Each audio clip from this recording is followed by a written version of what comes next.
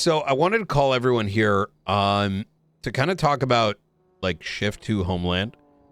We kind of lightly touched on this, maybe independently, maybe in twos, but you know, I fully recognize that we look, I thank God there hasn't been Shift 1 versus 2 shit anymore. Am I wrong about that? Like, I feel like that shit's been out the window for a minute. They went to a different department. They were. Yeah. That is so funny. Yo. Sorry. Yeah. It's true. Yeah. Yeah. Oh shit. Yeah. You know, well, but I do recognize that like there's the obvious factor that you know, just like Shift 3, just like there's kind of this like Shift 3 to 1 like pre-tsunami, like right before this set of folks, and then there's those right after tsunami, and then Shift 2 starts, and then you know it goes in a cycle. And not for nothing,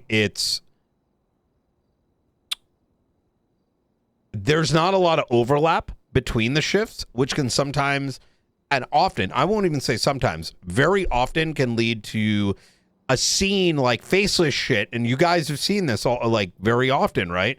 Where y'all are coming on duty and we're like, hey, there's like some crazy faceless shit going on, and y'all don't have the context, right? Because a bunch of shit happened hours before and it's just so rapid fire that it's not written down. On the flip side, you know, there'll be, you know, like just all this shit happening and Shift 1 is completely cooked. I want to make sure that y'all are set up to succeed with Homeland activities in this shift. And what I was sort of thinking in my mind is that the best way to do that is irrespective of what's happening in Shift 1. I shouldn't say fully irrespective, but rather at a certain time of like y'all's for choosing, whenever you think the most appropriate go time is,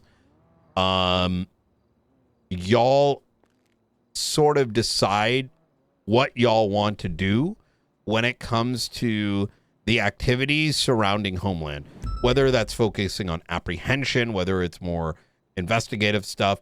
Brandy, you have a very good grasp of like who's on that POI list, because I know you kind of show up like, you know, you're in some of these meetings or whatever, like earlier in the day. So there's some insight you're going to have that may unintentionally not bleed over, right? My point here is that, you know, let's hypothetically say like 6 p.m. or 7 p.m., right? I want y'all to be able to self-decide like, hey, we want to go after these targets because they're in our shift. And we're going to look to approach it in this particular way.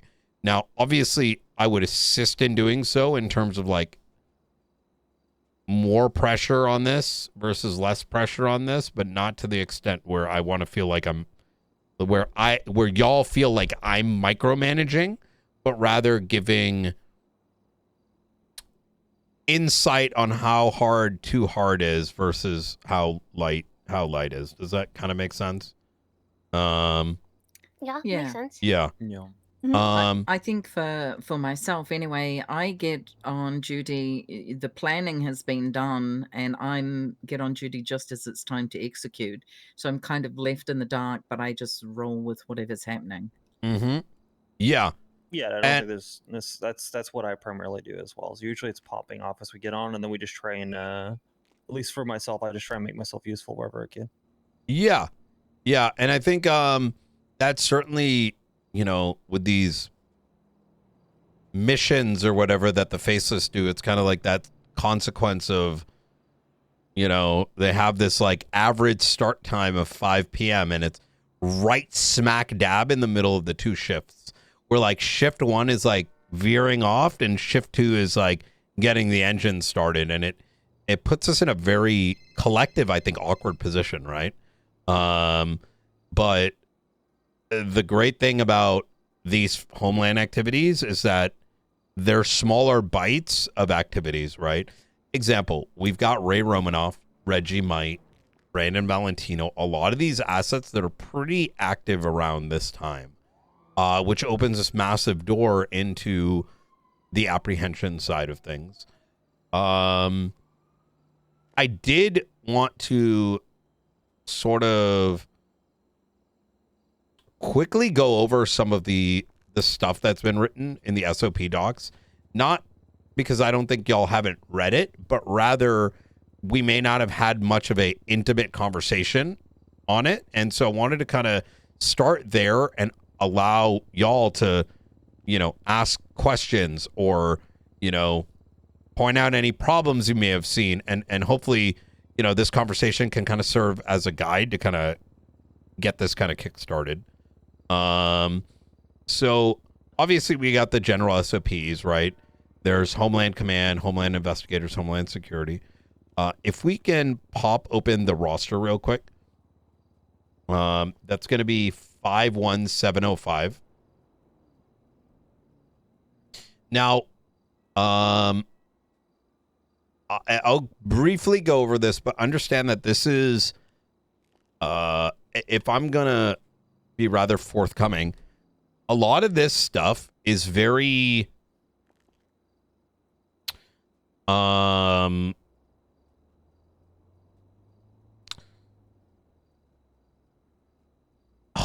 it's very amendable, right?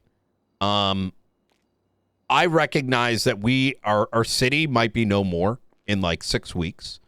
And as far as my evaluation and moving people around, where people are positioned in here should not be something that anyone weighs super heavily outside of seeing this as the chain of communication more so than the chain of command.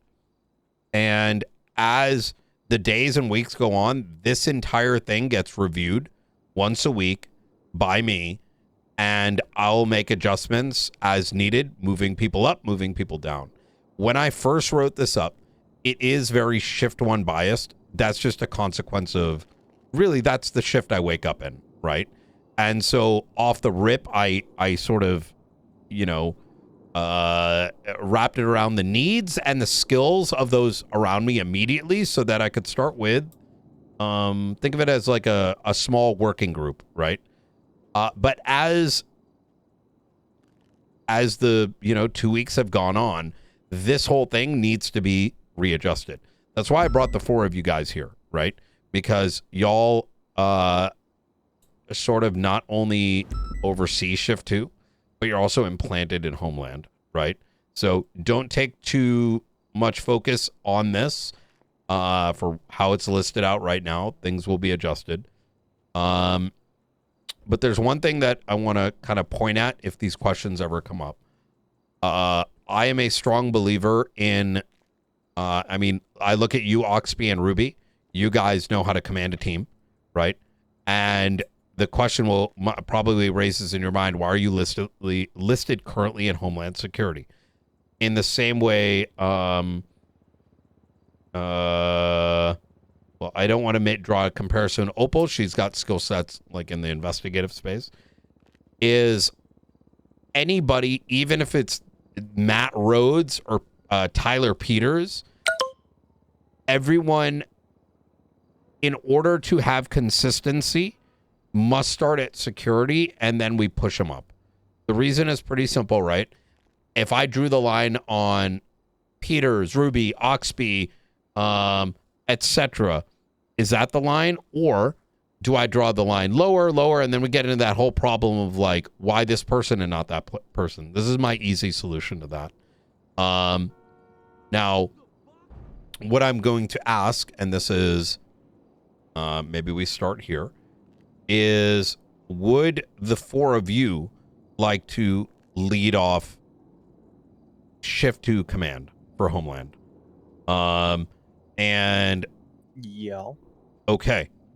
All right. What was the question? Would y'all four want to lead up Shift 2 command? And yeah, for Homeland. Yes, for Homeland. Yep. Like you're asking us to be command? Effectively, as a packet. Yes. As a packet, I love that. I mean, yeah. Yeah, I feel that's no worries. I have sort of thought hard and long on this, and the reason I propose a packet is the four of y'all work together very well. And I think with y'all representing your own departments and working interchangeably, this would be significantly more effective rather than me sort of having you pick from straws as to how y'all shift works, right? Now, that if alternatively between the four of y'all, you want one of y'all to be the decision maker, ultimately, right? The one throat to choke, so to speak. I am very open to that idea. I know that would ease up my communication. Because keep in mind, I'm pulling shit every day, right? And perhaps that's the first assignment, is the four of y'all decide who the neck is, right? But functionally, you function as command. In other words, letting these people know, investigators, security, etc., how you want the ebb and flow to work. So which one would you rather prefer, I guess, is, do you want to be self-deciding or do you want me to make this decision? You can text me if you want this to be anonymous. Yeah. Either way, I don't mind whatever. I'm not in a big fuss. Like, I understand what I have to do in general, and yeah, I'm not gonna make any fuss out of it. Can I be called Mrs. Blue? I don't know if you want that. I think that would, You're so as funny. funny as I think that is, I think amongst the ranks who may not know may, yeah. That's okay. It's what some criminals call me. We're all good. It's all good. Here's what's going to happen, because I'm going to let you four talk and I'll be back up here. You guys figure out which one you want. Either I pick or y'all pick amongst yourselves or decide on a joint leadership. All right? I think it's very simple, all right. At least for me. The pain point has been just knowing what is needed when it's needed. If there is continuity that can be given by one person that's around shift one provided, I think it should be one of the people that's consistently around shift one.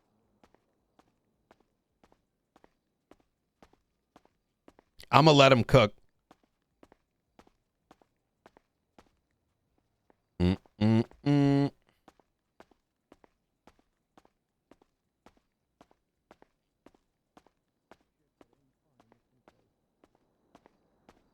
Yeah, I think regardless of whoever the pinpoint is, you'll all still be able to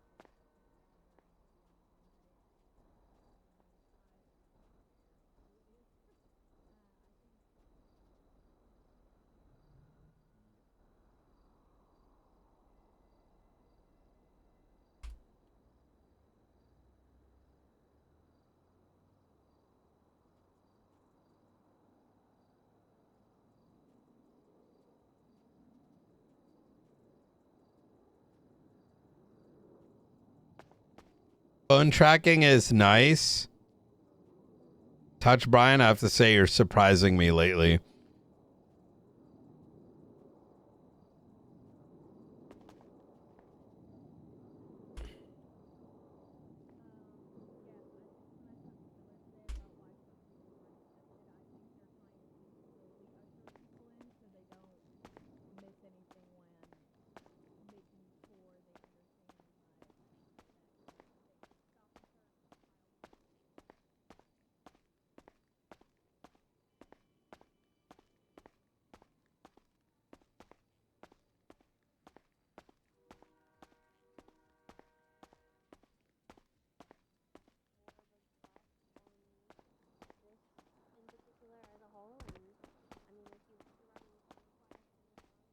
Mm.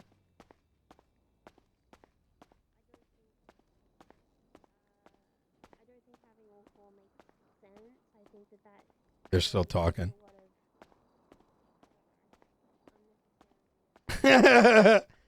Will do. I'll keep that in mind, Striking.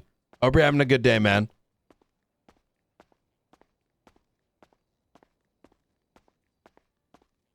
Oh shit, tomorrow I'm going out for dinner. I love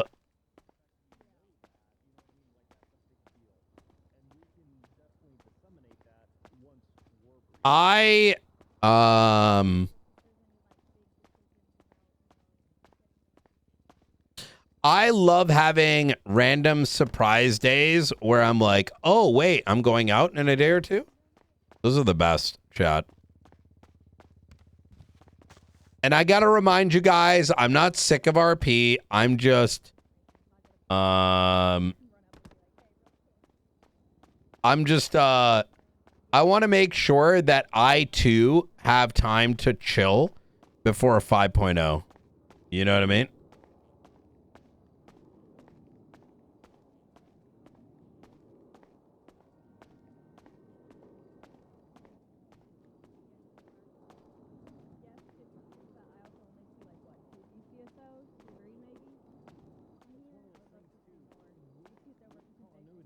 We can pull that in, and that's one of those things I don't ever want to overstep. But if someone needs help with tack planning, hey, you know that's up my alley. Hey, Exactly. you guys need more time? Let's find No, it for you. we've decided. Okay. I'm just gonna take this real quick since it's the unknown number. All right. Uh-oh. Hey, you know what? She's in Raymond now, right now. Don't worry, You I've got two are. of those Get today. him. Yeah, we're Get on his channel 3. ass. I didn't know if you Hell knew yeah. or not. I'm having a chat with Shift 2, Homeland. So Okay. do your thing. Please call for backup. People should be backing you guys up. Yeah. Okay, yeah, no worries. Easy. All right. Talk to you in a bit. Bye. Okay, bye-bye. I got roaming off again.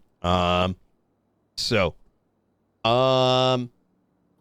we've decided because Brandy's around a lot earlier, she is going to be our information point person Okay. that will bring whatever information we need. Okay. And then from there, you know, depending on availability, we have certain individuals here in the group that will lead certain things. Okay. And what about the command for Shift 2? Whose ass is getting chewed by Brian Knight, but equally who's going to be effectively taking control of all the departments when I'm not around? Yeah, I mean, I think that's Brandy because she'll have the best continuity, right? That's the big pain point for us is if we don't have the continuity, it's hard for us to make decisions. And I think we all trust Brandy to be able to do that and have the most continuity. Okay. We'll all still, I mean, obviously work together, right? Very good. We'll take responsibility where it comes short But- too. You know, Okay. it could still fall on us. It's easier to communicate with one person versus all four with maybe a potential all different four have understanding different of information. Okay. Yeah, All right. just it makes more sense to just go through one person. Okay. So, Brandy, you are going to be Homeland's Shift 2 IC. You know? All right. Understood. I understand the duties, Oh, yeah. sir. Just please don't shoot my ass. No, you'll be fine. I think that okay, this is fantastic. We obviously have a very big challenge in front of us. Half our investigators are exhausted from Babylon time period, right? There has been no break. However, so many new faces have been stepping up, and some are just continuing to churn. One thing that I'm trying to be cognizant of is making sure we are reacting to this massive threat that we're facing while making sure that we don't push so hard that we don't have those people next week, because then we're dead anyways, right? Obviously, touching base with our officers is going to be rather critical, especially those who are doing like the subpoena writing stuff. I have asked and told Riker that my expectation is that every new member of, and y'all are exempt, by the way, but every member that has been brought into Homeland Security must write at least a minimum of one subpoena. The reason is rather obvious. One is the only way we succeed is scaling. And I think PD has not been able to scale very well for some time. When I say scale, we have like 30 people, right? But the subpoenas only require reasonable suspicion. In many cases, that's like 3 sentences. Maybe like one decent paragraph with like, called Charlie. Vehicle was found on scene of terror, right? That's Can I enough. say something really quick? Yes. With that stuff, the only thing is for subpoenas, we need proof of those calls, which I know you're not handing out the Charlie's subpoena. Oh no, they're to all just on anyone, right? Homeland. Yeah, Okay, they're all okay. on there now. So Well, okay, that's just the making other sure, thing. because I If- remember that was an issue before for like No. Anna Garcia. She couldn't. I wouldn't sign her subpoena unless she had proof of the thing. But if that's been added, then Very good. Brandy, do you have access to the Homelands? yes, I thing? am in that. Feel I just free didn't know to- they were updated in that. Yes. Feel free to give that to anyone in Homeland in Shift 2. Okay, So, perfect. Even as- security, correct? sorry, Investigators Plus. Okay. However, I think what we do is when it comes to that kind of info, we have our investigator plug that bit in, right? So have people still write it. We give them the information, and then we'll give them the evidence of said phone Exactly. call. All right, perfect. Now, for the reason we're doing that, and as you will see in these subpoenas, there's so much in there, and there still needs to be some level of, I think, SecOps. Because, even with 25 some odd individuals, we had 2 cases where in one case, did any of y'all see me choose someone out in a tribunal? Flores. Yeah. Yeah. Flores thought it'd be a bright idea because others were figuring out who the gorillas were, is to go to a gorilla and be like, hey, man, we swore the same oath while in the vehicle with someone that wasn't even Homeland. And I was just like, brother, like next time I'm throwing you in jail, right? And so I had him. Yeah. Oxby and I know who they were because we gave them the guns, but we both swore to each other we wouldn't tell a soul. Yes. Right. It was. I mean, what the hell? It's like those, trust me when I say he learned his lesson. Oh, yeah, I thought I he was was gonna scared. cry. My ass was clenched during that tribunal. Now, tell you. yeah. Now I also use that opportunity because I know he can take it. Trust me when I say I'm not going to do that with everybody. But the intent of that was, hey, everybody, everyone knows what the line It's is. serious. Yeah. Because,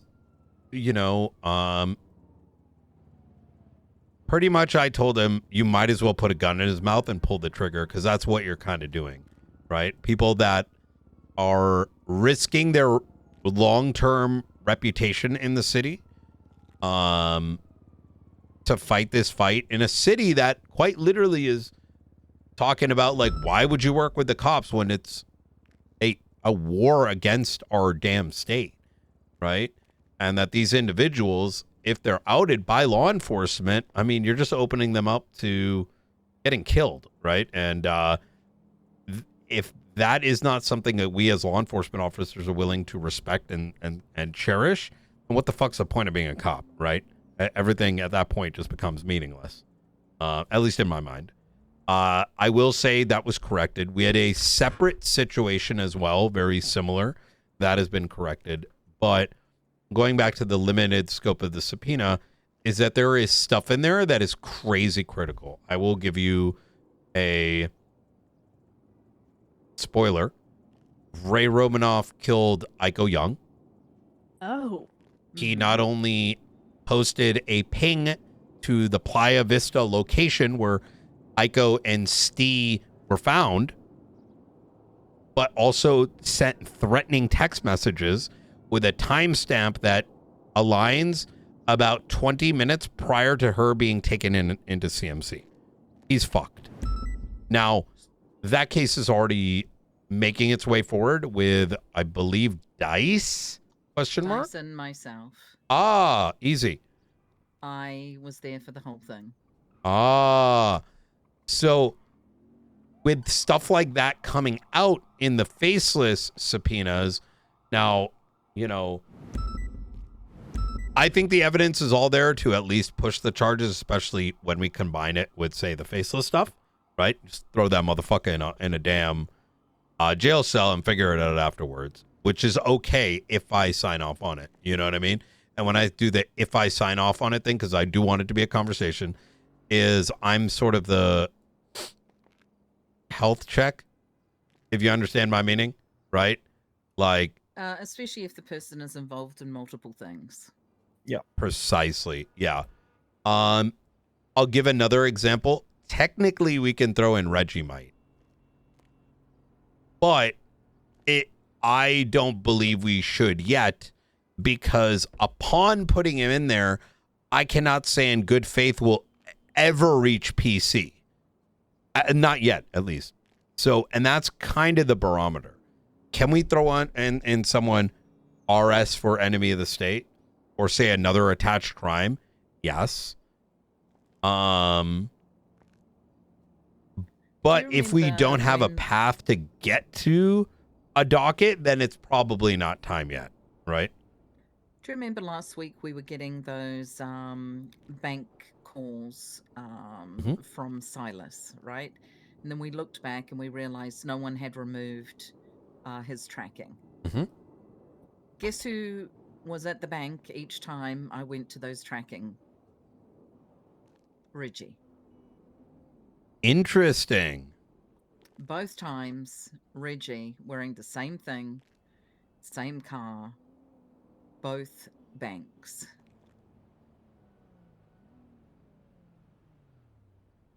did that Ah. whole thing outside of Legion Square where he, he baited Looked like the Brandon, traffic right? stop.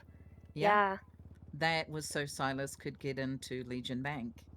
And Interesting. then he did it again on Harwick. Reggie is close to Brandon and close to Dragon Rush. Brandon obviously has the terror warrant, and Dragon Rush is also in there for trying to break out Carmela and Three Paws from the water treatment stuff. Interestingly enough, and I'm waiting for a green light on a tool, but I can say this much is that Dragon and Reggie and Brandon have shared houses. Reggie, we did a controlled traffic stop on. He ran. And then he tried. Oh, yeah, you were there, Ruby. Remember when he tried to turn himself in? Yeah. We have something called. We have a little tool that Springfield is working on, which we'll get you access to. Take a look over my shoulder real quick. Hold on. Looks over Brian's shoulder. Okay. Can you guys hear me?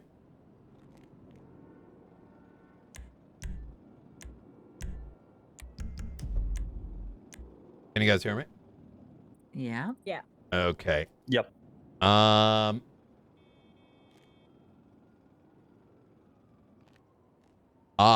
of these are going to be locked out, and I'm going to show you what we're not going to super deep dive into just yet. This is being slowly rolled out to command because this is a very powerful with a lowercase p, but maybe with a capital P thing, hence why it's being slow rolled and tested before we openly discuss these things. You guys all good? And feel free to look at this in your eyeballs. Yep. So once you have access to what we call the Red Tool Suite,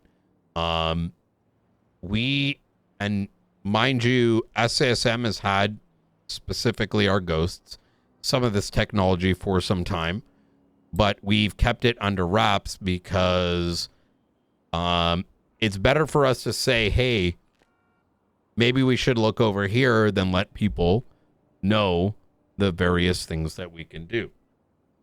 What you're going to see here is a 7-day heat map of various priority targets and their expenditure around the city, aggregated over not only time, and you can change the aggregation.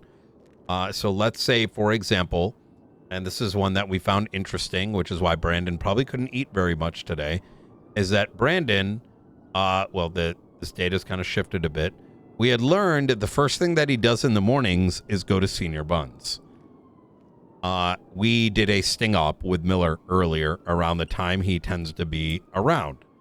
We also were able to track down major, you'll see like over here, it's 26 activities, right? We can see if there's any major instances of an activity that week that they have conducted that may come up a little, worth picking at.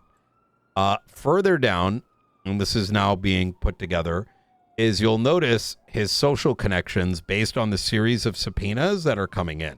So all these subpoenas that are being put together are now actively interlaced, where we can say, well, Brandon and has made 3 calls with another P1 target, etc., etc.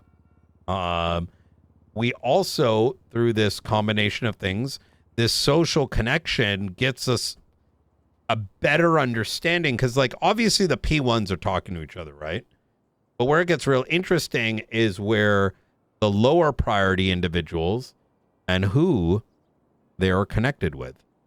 It's one of the ways that we close the loop on Helios de Lore being the clean person for 3POS. Also in this mix comes suspicious individuals. Now, this is something that is going to be expanded on soon. It's just not fully developed. That extrapolates out individuals that may not have been on our radar, but may need to be further investigated. Now, you might see something here that's kind of standing out. Now, this is a work in progress. We're going to see what the government says.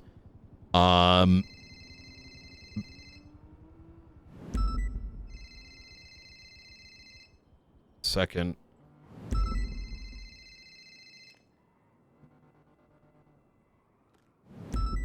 Little tool here.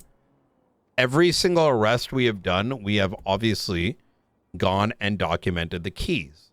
With this series of individuals we have arrested, from there, and, Ruby, do you remember what I said to Reggie? And he thought I was bullshitting him? Yeah, I mean, he thinks everyone's bullshitting him. Well, Mr. Reggie Might is,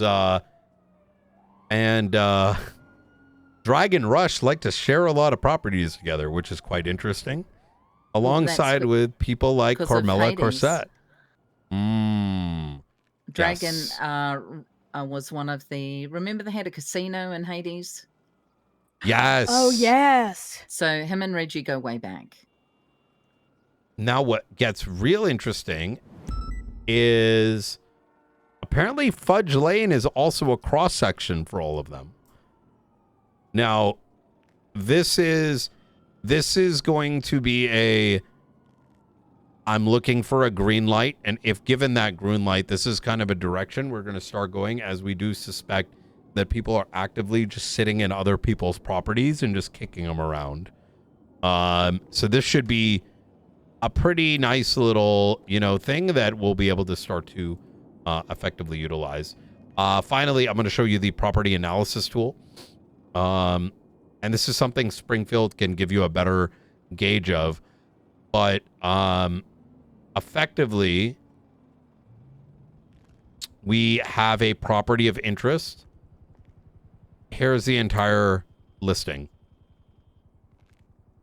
of transfers.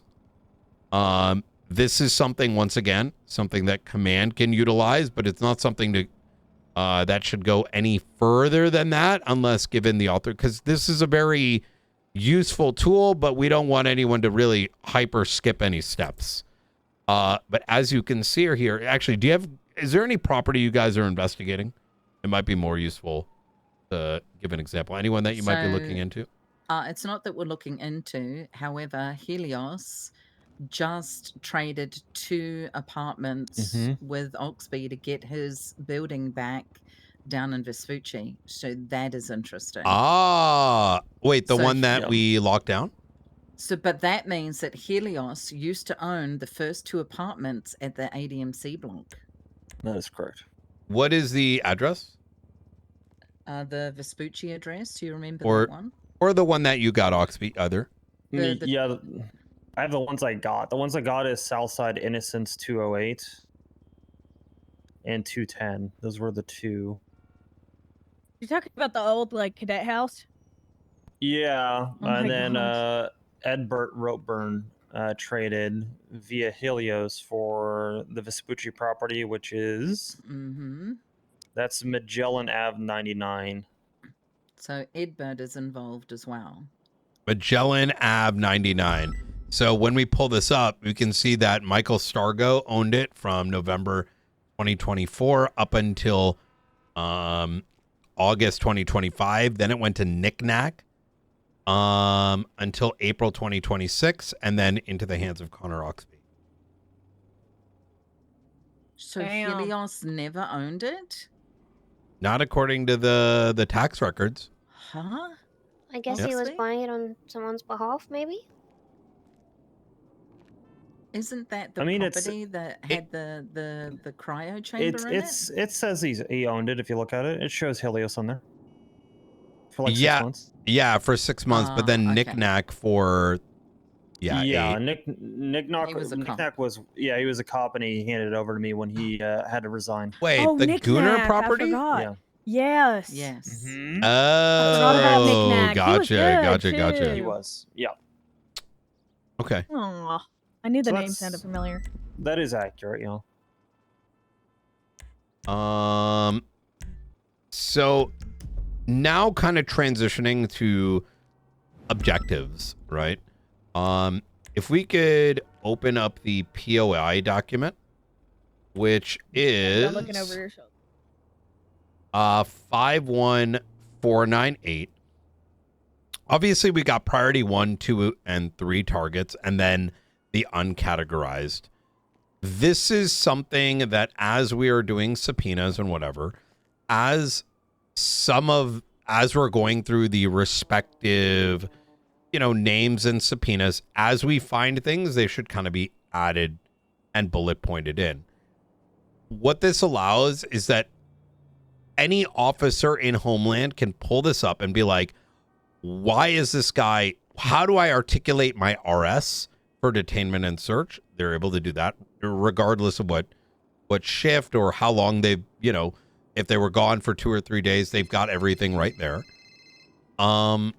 But the second reason is that as we collectively over the many shifts are adding things to this, like for example, I'm going to ask that for the Ray Romanoff chase, I'm probably going to have Baker put in some bullet points for Ray Romanoff and Brandon Valentino, because Brandon actually texted me something about phone number tracking.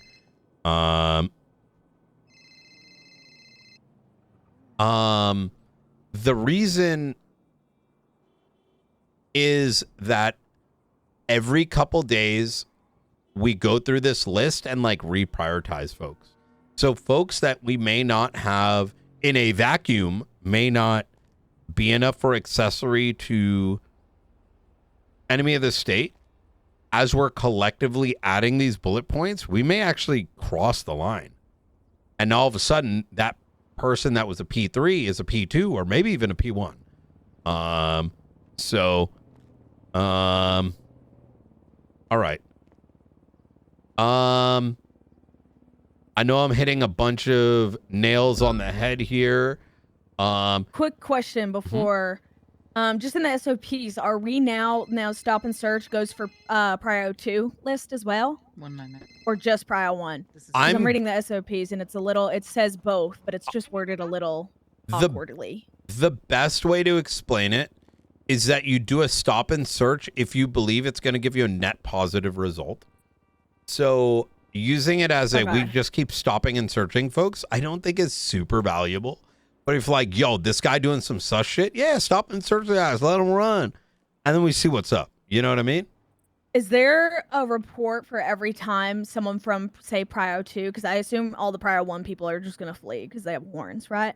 But for Prio 2 people, is there going to be, can we have like a report of if they've ever been stopped in search, etc.? That way we know, like. I think we should be doing that. Okay, Yes. I'll set that up in like a little template. People, there should be one for like each individual. Like if you're doing a traffic stop, right? And yeah, like a master report for each person.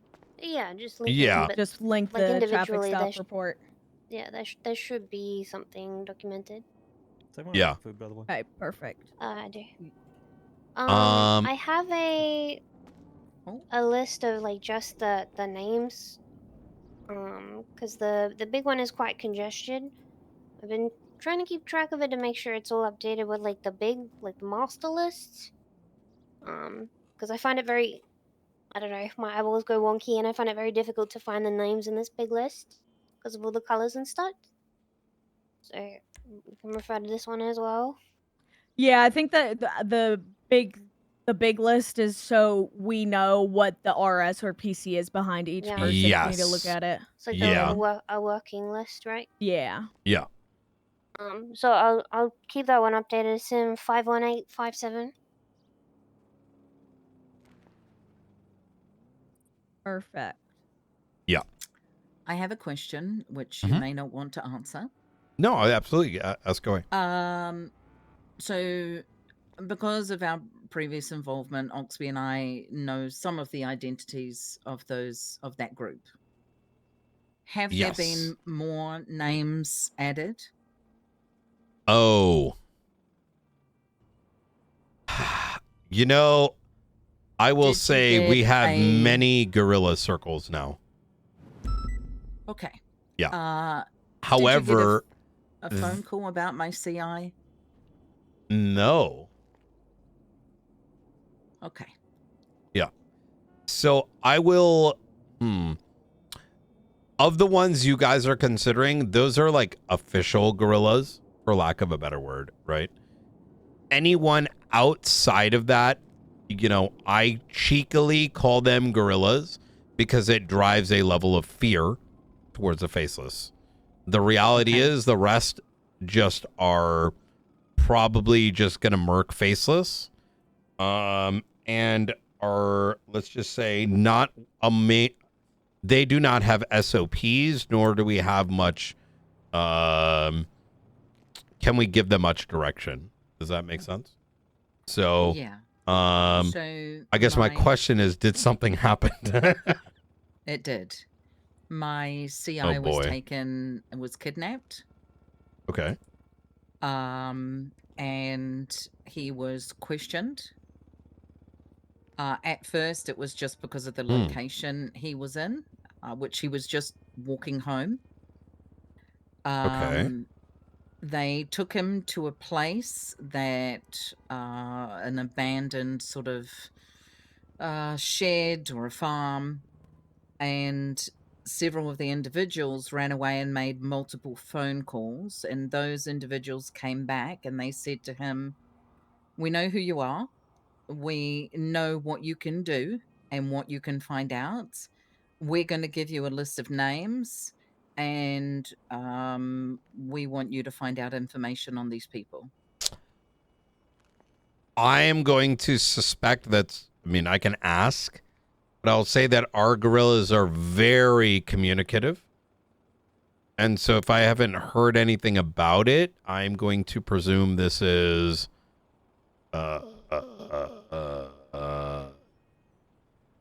someone else. But that's something I'll look into. Group or something? Yeah.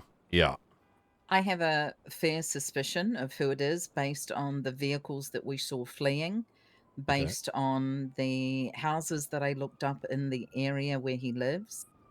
Who do you think it is? The fact, should I just say it? Yeah, go ahead. I know it's not the people in the official gorilla team because we found them in helicopters.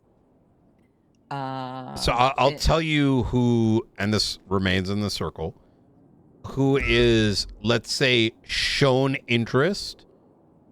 But when I say interest, I mean interest in fighting the faceless. but does not necessitate falling under our wing. There's the League of Evil. There is the Besties.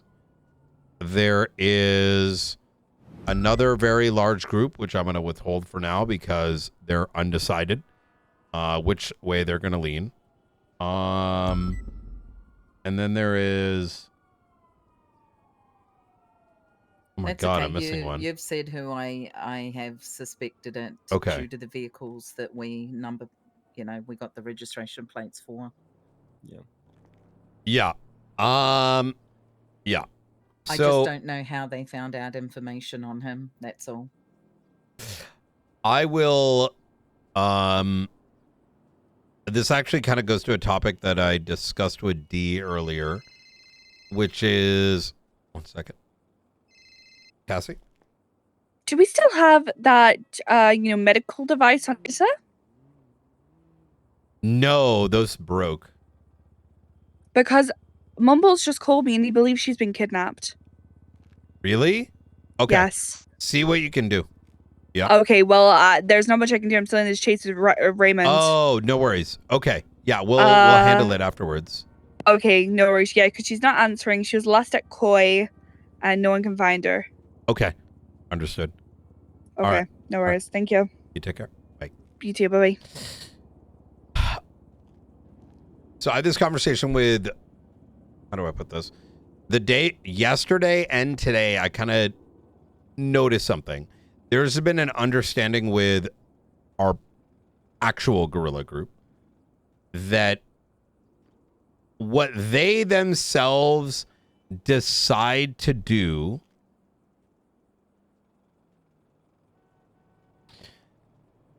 outside of the scope of working with us, that's like on them, right? So if they go rob a bank, we're not going to look the other way, right? If they do some crazy shit, we are going to respond as needed. As Homeland, we may make that decision to delay prosecution or charges on them if it strategically makes sense. I'm going to provide an example. We had an incident where our guerrillas were shot up by 555, the same ones that got put up on a hold. And whilst it was at face value a gang-related shooting, and yeah, they used illegal guns, the reality of the matter is 555 went and shot him up. Yeah, Oxby, you responded to that one. I think Ruby, you might have been there as well. Correct. I got me and Ruby killed. Yeah. No. Oh. Was that not the one where I was the Black Progress very, after very my head pop? Yes. Yeah, I couldn't get out of the car. Yeah. Sorry. That was it. This is a case where we say, look, we'll do some delayed charges, charge them afterwards. We're not going to put them into the den of wolves with the other prisoners. That is reasonable. However, I don't want us to get so friendly where, example, we had a heli with those guys in there and we kind of brushed it off. But the radio comms at one point were like, oh, they're on our side. Like, they're cool. They're cool. Like, or like we saw like a gun drop and it could have been them. We're like, you know what? Fuck it. Let them have it. Like, hey, let's still be cops a little bit, right? You get what I'm saying? Like, hey, I don't mind. We take it. It's like, hey, be fucking smarter about that or whatever. Like, that's reasonable, but we can't fully look away from it. We have a little bit more privilege too if we're operating under Homeland at that time, but we have to find that right balance where we're not, encouraging them to do open crime. Am I kind of making sense? And I wish there was a better way to phrase all this. It's kind of like this. When I do Homeland stuff, I put on my Homeland uniform. When I'm doing basic city stuff, I'm wearing LSPD uniform. Yeah. I get it. Yeah. Yeah. There you go. Yep. I think it makes sense. All right. I mean, I watched you interview John Joyce. Mm. I heard him say, oh, talk to Ruby York. She knows what this is about. And I know that was a lie. Because I do know what it was about, and that was not what it was about. Mm. So, However, you've got the guerrilla team saying they shot first, and you've got John Joyce's group 555 saying no, they shot us first. You can't trust either sometimes, right? It just happens. I believe Clark shot him first. Good God. Yeah. But in isolation, that would have been an issue. But I know that 555 was hunting them hours prior, 4 hours leading up to that. So, and you know why? Oh yeah. So 555, whilst I do believe they were looking for Habibis, they were equally getting a bounty on behalf of Charlie and the Faceless. I know this because Charlie also contacted, the guerrillas. Hassan told me about it. The twats that were out. It was like a whole thing that day. So with everything looking at it, I said, like, in good faith, this is more likely than not what is occurring. And as a worst case scenario, I'm wrong and then just get charged later, right? But with all said and done, all the 555 guys signed consent forms. And Prison Works, I told John, he understands that if he does any Faceless shit in the future, he's fucked. So not only are they not going to do shit for the Faceless, they're taking the sidelines at this point. So, so I think the message sort of got sent. Yeah, for them it's about the money. They're broke. Most of them are broke. So interesting. After the whole manor falling apart. Mm-hmm. And they tried to do a whole LSA last night. I'm sure those fines weren't nice. Nope, not nice. Before we wrap this up really quick, Brian, I'm just looking at the subpoena tool just on my MDT, and it's the Homeland Security Organization, because I don't see any like subpoenas or anything. I don't know if I need to be made a different role. I don't know what's going on with it, but you got to click another one in there. It's like, so you'll see Homeland twice. One is like all teams or something. Yeah, just Homeland Security. I click on Homeland Security, and then I see like the backlog in progress, blocked for review, done. So on the task board. Do you see the blue Homeland? I don't know why it does this. This is a question I had for Bean too. There's a blue one and a black one. I just see a black one, I believe. And there's 11 you members check in it. you check the drop down again? So on the left-hand tab, I'm going to organizations and then Homeland Security. And then it brings me to the task board. Is that what I'm looking at? Yeah. So like you see your name, you see Homeland in black. Do you see like a Homeland and then all teams selection? Okay. I see it. I see it now, I believe. Yeah. Oh yeah, I see everything now. Okay. Apologies, sorry. No, I'm you're familiar good. with the update. I have no idea why it does that either. That's been throwing me off. I'm actually it's making my OCD go off because I'm like, why is there an extra button? Right? So right. Okay. All right. That's all, yeah, for me. I think we're good. Yeah, I think so too. Yep.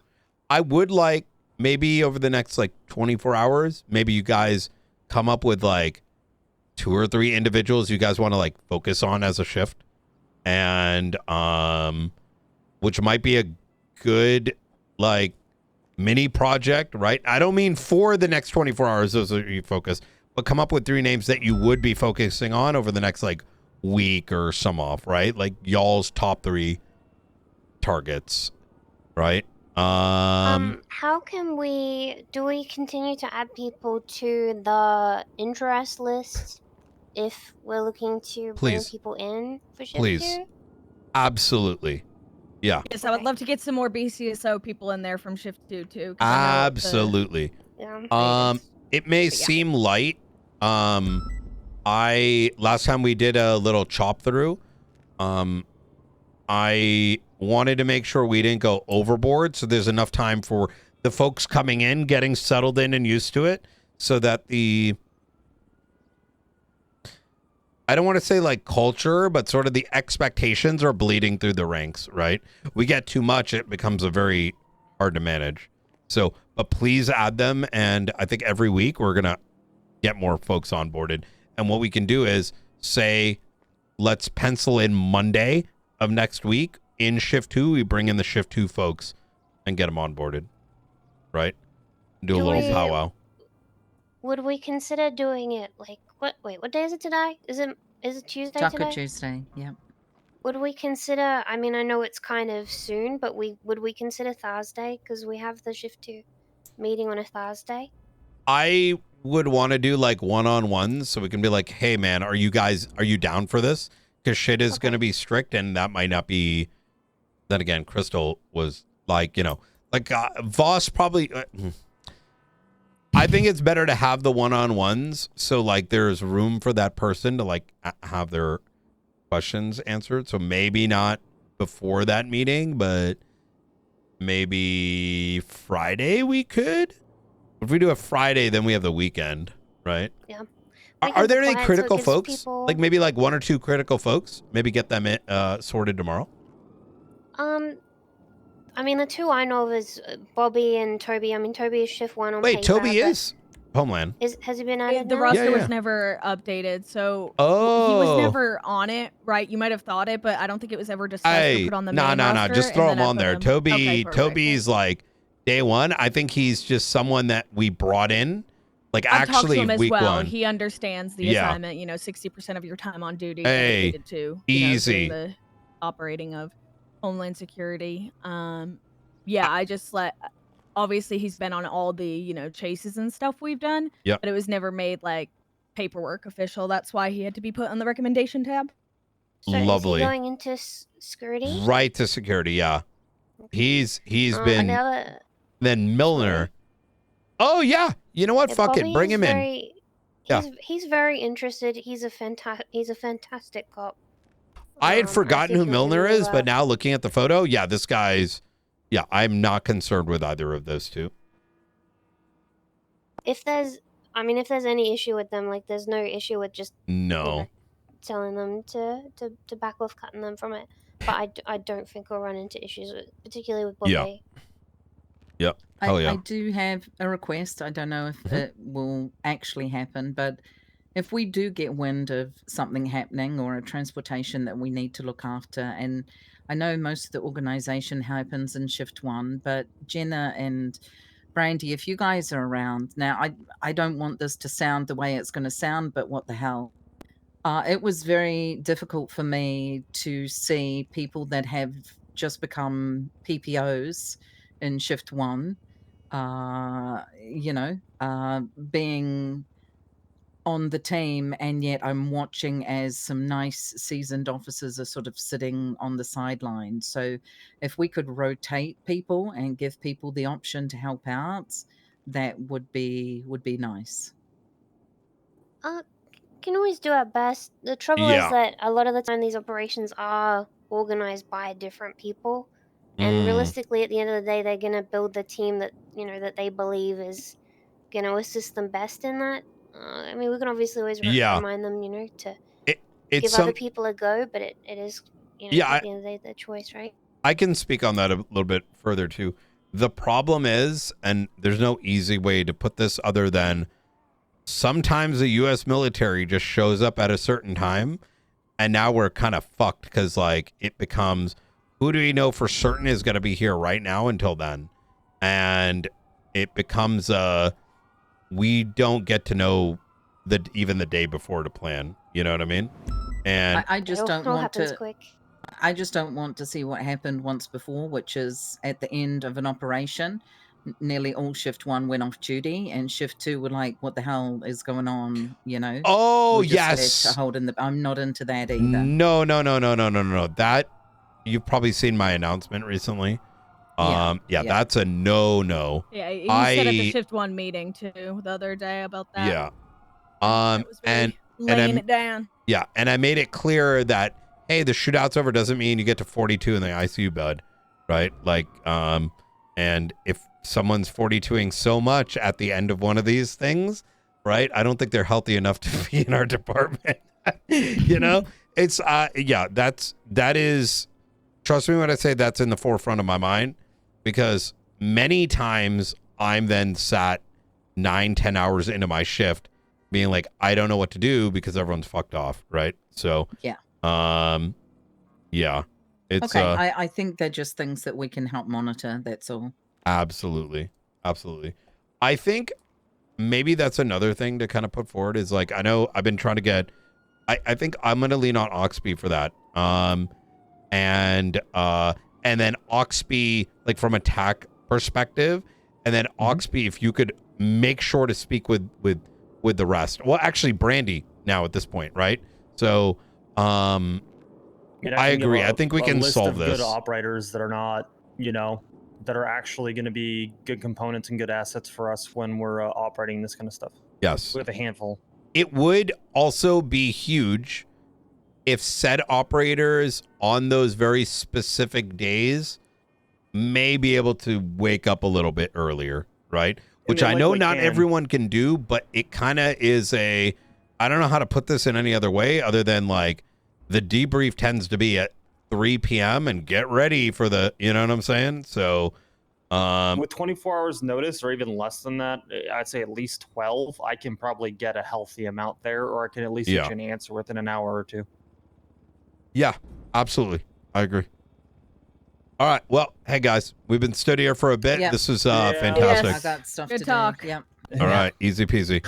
Oh, All there's right. a pursuit on Channel 3 right now. Oh yeah, they're after Ray. Wayne, I'm gonna go join in on that. Crossing Patola. Oh, okay. We should just... To Rockford. Keeping left. 50 into a bush, into a tree. U-turn. Turning now westbound, south BDP. Left southbound, Patola. To Rockford Drive, come towards Eastbourne. Crossing Eastbourne. Come towards Carcer. Crossing Carcer, central left-hand turn on the Dorset. Left, eastbound Dorset.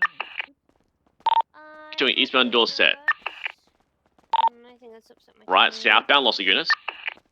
Wrong door, Brian. The ones with the yellow south. tags. Oh, Left. wait, is Doing that how?